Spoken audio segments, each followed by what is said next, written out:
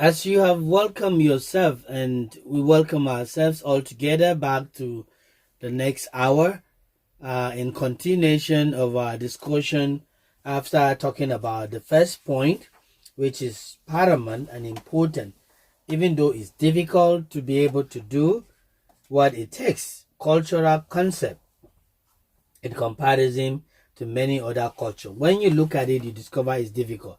And so far, we have understand that Christianity should be able to override. Our second point for this under this section is cultural validity. Now, when culture is valid, it becomes important. When culture is valid, it moves from one position to another.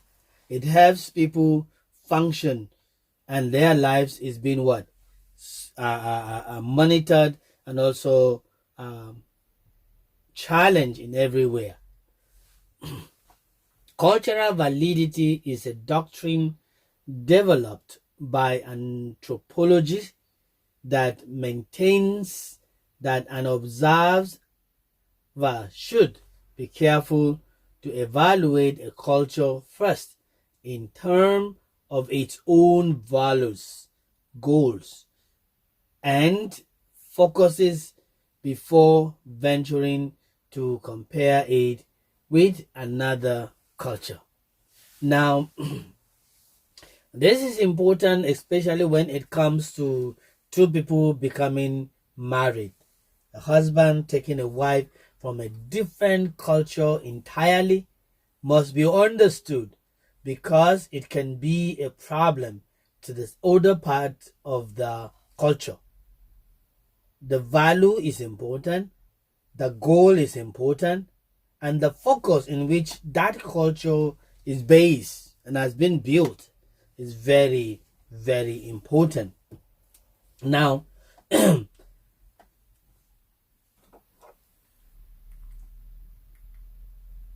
anthropologists have found that it is obviously impossible to distinguish worldview or worldwide level of cultural progress.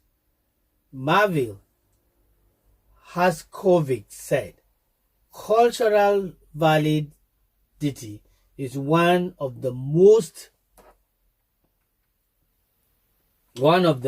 difficult, okay? Is one of the most difficult and sensitive idea of culture. Right? And the doctrine was developed to combat the privileged ethnocentric tendency to evaluate other culture to other disadvantage by always focusing on areas of life in which the evaluator's culture has specialized. Western thus tend to evaluate as primitive. When they visited Africa, they feel that African culture is primitive, but they forgot to see that the African model is more than whatever they might think it is all about. Now, primitive old cultures that do not show a degree of technology development comparable to that of the Western culture. The culture validity model is based on the cognitions that certain cultures have specialized, often warped themselves in one areas of life, while others have specialized in other areas of life. Technology for certain culture, solid families, structures for others. Comparative between culture tends, therefore, to be made unfairly on the basis of whatever criteria the one who does the comparison of comparing deem most important. In the comparison, people always favor one side or the other. let me be honest to you, if I am the one to compare, sometimes I do favoritism, in the sense that I take what I'm so much interested in and make it as if it is the right thing. But where you bring someone that is comparing between the two culture, which he is neither of one, then it will be possible that we can find the reality and the connections of what is being selected to be right. So, like I said, or like we have said, it is objectively impossible to distinguish worldwide level of cultural progress.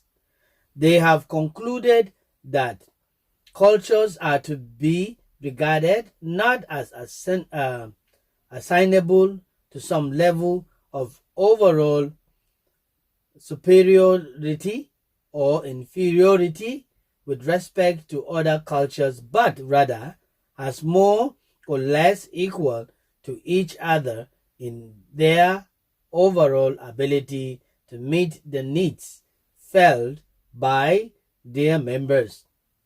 In this sense, it is felt that any given culture shapes a way of both, or rather shapes a way of life that must be seen as valid for those immersed in it.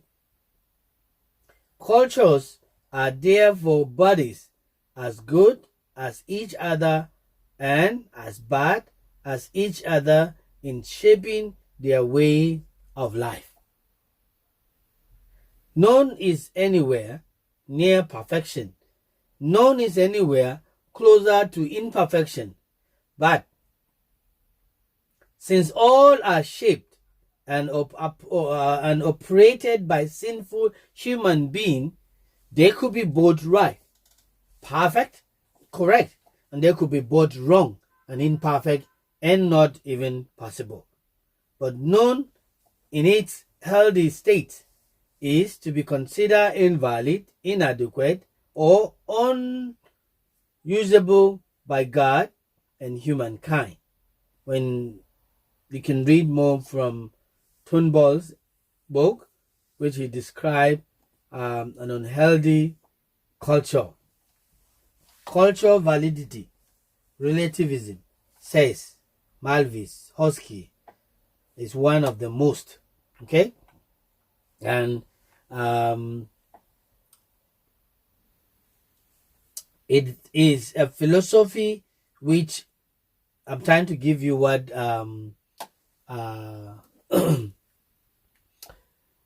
Melville says here.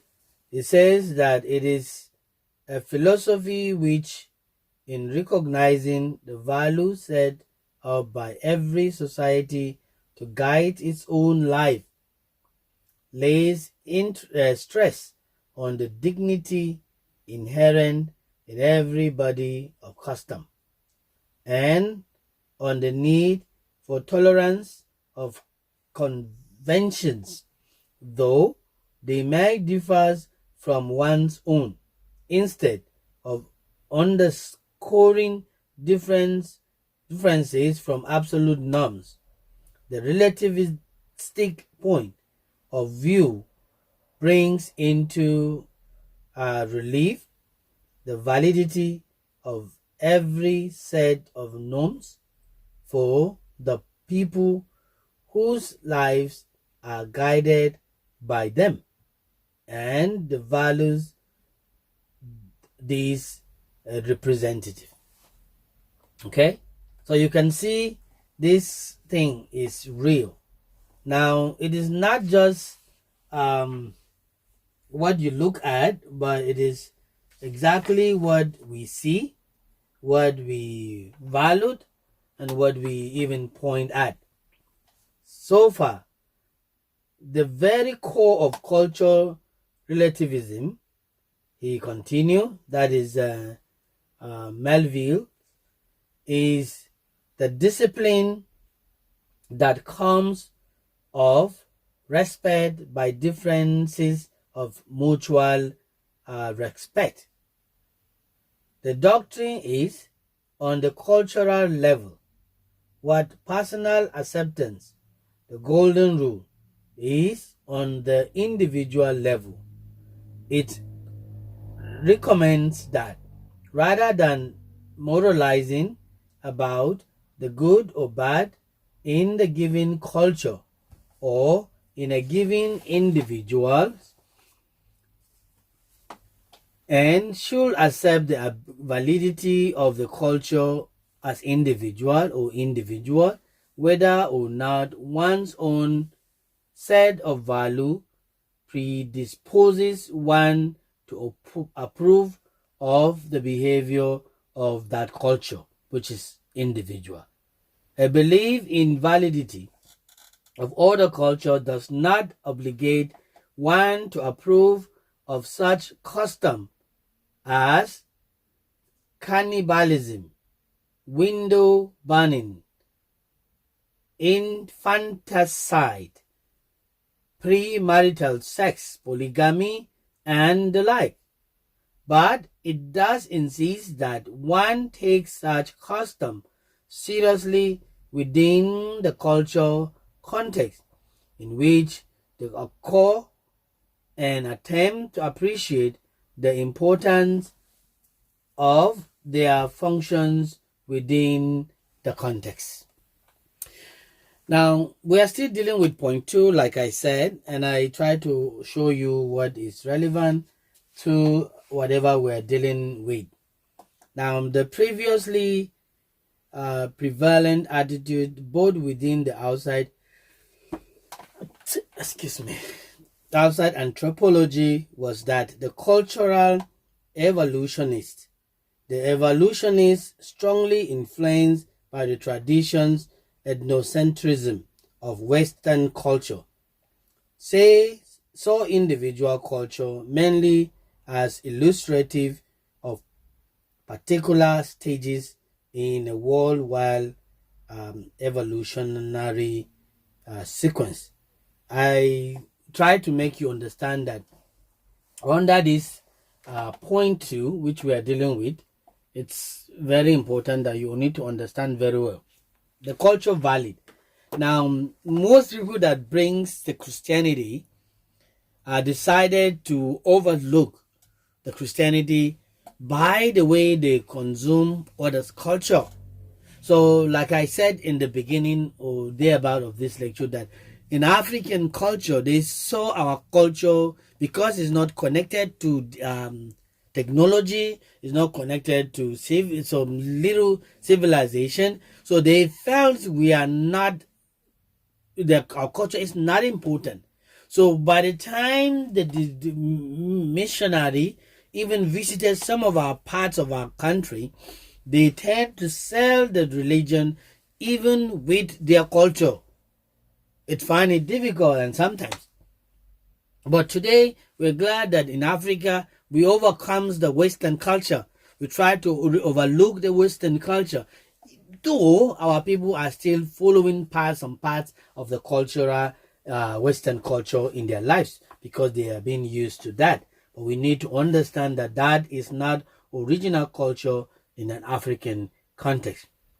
They, of course, plagues our so-called civilized, the Europe culture at the top of their pyramid and arrange their technological less developed cultures in descending order down to the technological most primitive scientists at the bottom.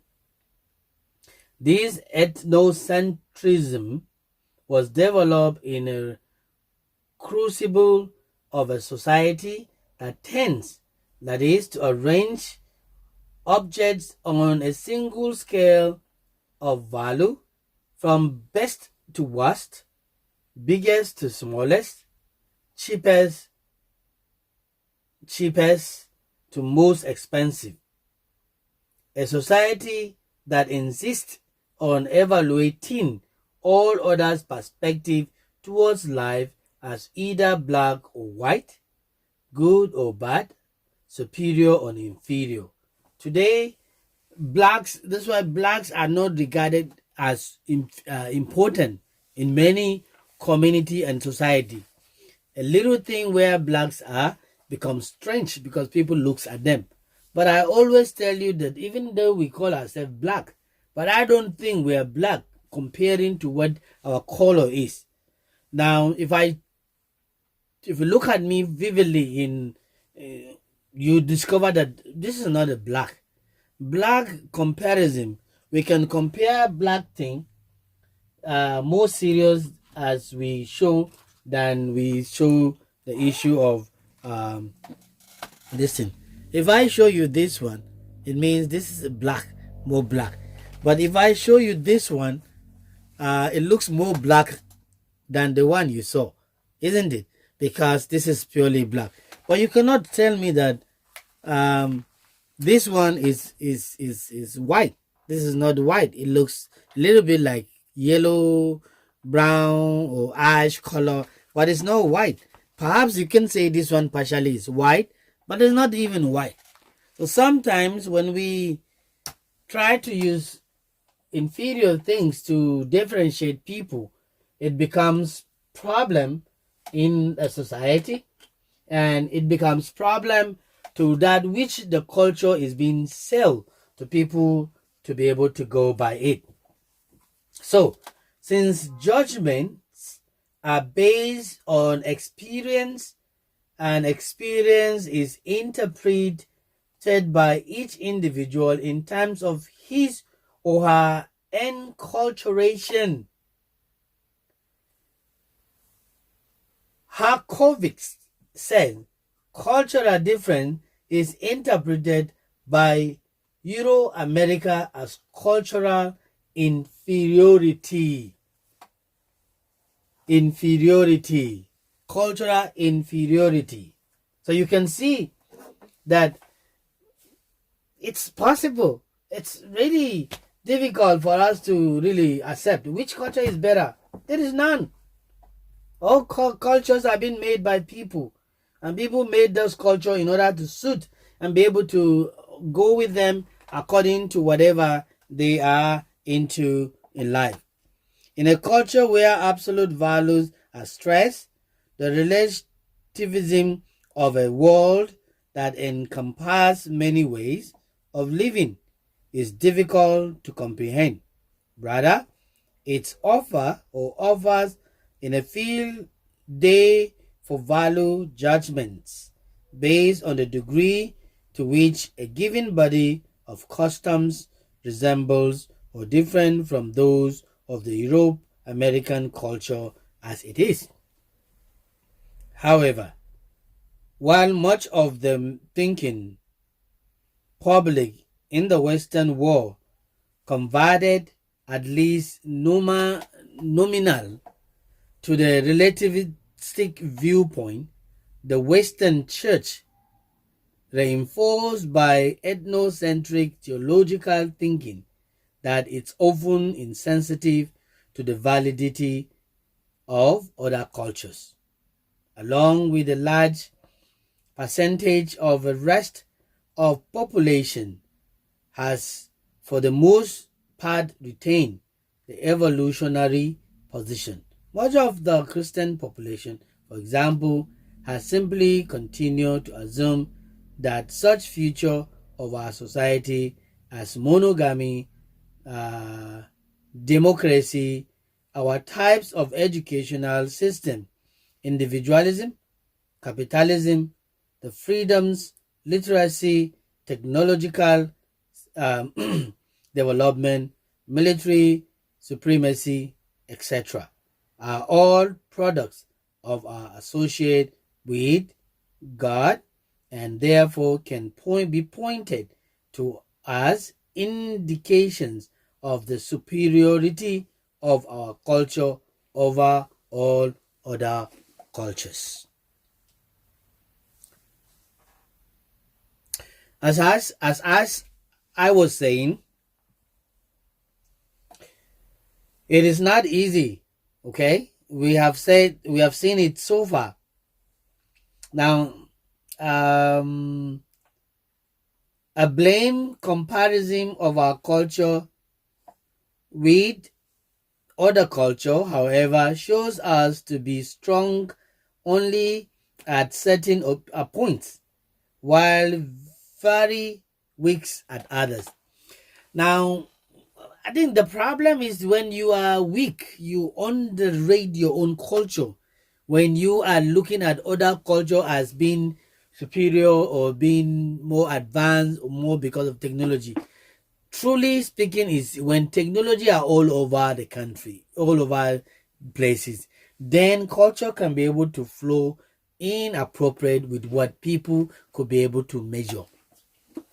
But don't worry yourself about being what kind of culture compared to whatever you have been to. We are strong in technological areas, and uh, con- as a concomitant of these military, uh, we must also remember that our cultures are being what governed, are being measured, are being utilized. Our system of government, borrowed from the pre-Christian Greek cities states, seems to use to be superior to others form of government, but it's showing increasingly an ability to cope effectively with a multitude of problems facing it. Monogamy, too, came to us from our pre-Christian culture forbearing. It is very difficult to support the contention that such cultural strength as this. It is very difficult to support the conditions, and also if they be strengthened a result of the influence of Christianity in our culture. It is easier and perhaps more accurate to suggest that when individuals and groups within our culture commit themselves to Christ, they frequently, not always, use these and others features of our culture in a more Christian way than those who do not have such a Christian commitment. When one turns to weakness of our culture, the myth of our cultural superiority falls to pieces. However, or for example, we have poured so much of our resources into technological development that we have created social disorientation and disruptions at every level of our society. Many families fall apart because they are unable to compete with our so-called educational system. True or false? It's true. Why? Because when you don't have it, what do? You have to borrow, you have to stress yourself in order to get that which you really want. But we have to be careful, okay? When they fall, they can rise. Because what? Because they are competing with others. The latter, for the sake of some imagine or imaginary better future, defines it technology and materialistic terms, indoctrines our youth against the past in general and their parents in particular, including any religion commitment they may have.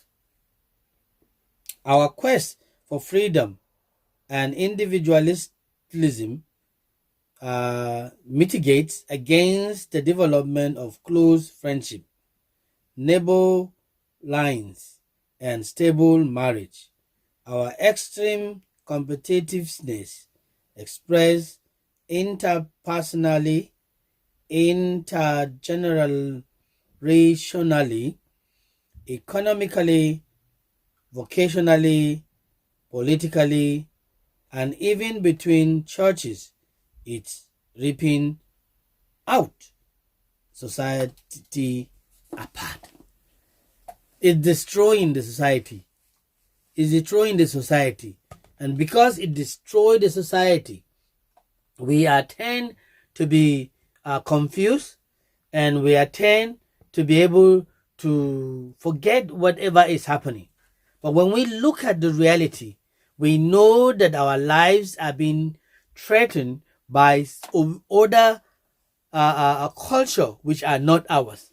And also, like he says in his book, in the last part, which I'm trying to get us, the naturalistic world at the center of our culture, the depersonalization of our people, the uncontrolled competitiveness between the various systems of our society, the choice usually to value the unknown and the untried above the known but imperfect, these and so many others futures of our society point not to its superiority, but to its what? Sickness.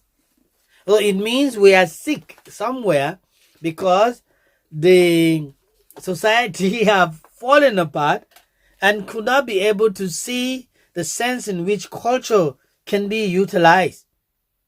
So we try to borrow many different culture in order to work our own ways. The point is not simply to castigate our culture or to produce it in us as envy of culture that seems to have achieved a better balance than ours. No. The point is that to suggest that our feelings of cultural superiority are completely unwarranted and utterly unenabled in the face of our mass of anthropological data coming up to us concerning the 6,000 or more than cultures of the cultures in the world. Don't overlook and don't disqualify your culture, because that which you have is very important as what they have. Just because they are connected with technology does not denounce or does not make that we have to denounce or make us to refuse to accept our culture the way we are. In our culture, if I will remind myself or remind us of the culture, there is value and there is philosophy and there is morality in our culture. What about you? What do you say about culture? Here, the man writer also said a cross-cultural perspective on our culture and the influence of Christianity in it gives no support to the assumptions that through the influence of Christianity, ours has become the most ideal culture in the world. Today, would you make your culture the best? I believe you can do that. And I hope that you will be able to understand. I'm glad that you have been part of us in this second hour. We're going to take a short break and we shall return back and continue with the third point under the cultural validity. We did the cultural validity as the second point, and then we will join the third point even in the next hour as we continue. Thank you for staying tuned with us. I will see you in the next couple of minutes, and have a wonderful break. Thank